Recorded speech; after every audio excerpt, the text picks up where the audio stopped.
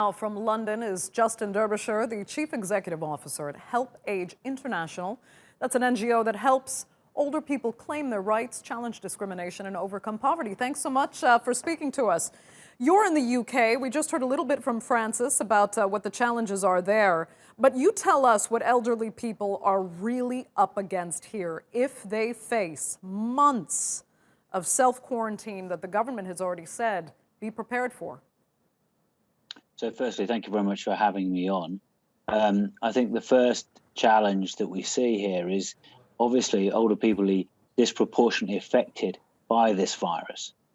But now what we're seeing is the potential impact of the self-isolation is going to cause greater challenges for older people who will not be able to access services that they require. And therefore, it's important that older people create links with their community so that they can be provided with the basic amenities they need, with the food they need, and with the drugs they need. And it's going to be incredibly important that we focus on those older people and the most vulnerable in our communities to ensure that they don't become too isolated. Exactly, because there's not just the logistical challenge they might face of getting the things they need, they will also face tremendous psychological challenges. Walk us through what that could entail. It's incredibly, potentially very damaging. I mean, you're not just talking here about an economic recession. You could be talking here about a social recession, because the impact that you can have that's caused by loneliness and by those who feel isolated can actually have much more further damaging effects on mortality and morbidity rates in older people and those that are vulnerable. A social recession, that's an interesting phrasing.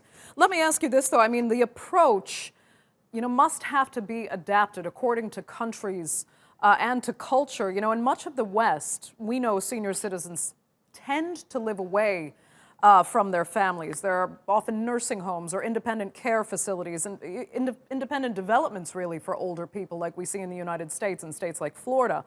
While in other regions, older people in particular will live with their extended families and with young children.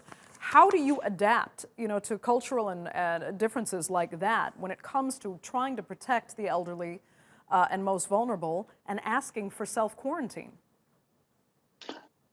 It is going to be one of the great challenges that we have to deal with. Is that firstly, the different context-specific approaches are needed by each government. But older people in those situations are going to have to be protected by the family, and the family will have to take decisions. I think, though, it's also worth noting that a lot of in lower income and middle income countries, you have older people looking after children, and also a lot of individuals and families who have migrated, and therefore older people are already isolated. And so individuals and governments need to take this into consideration in terms of how they can best support older people in their communities and those that are most vulnerable. Okay, Justin Derbyshire joining us there from London. Thank you so much for that.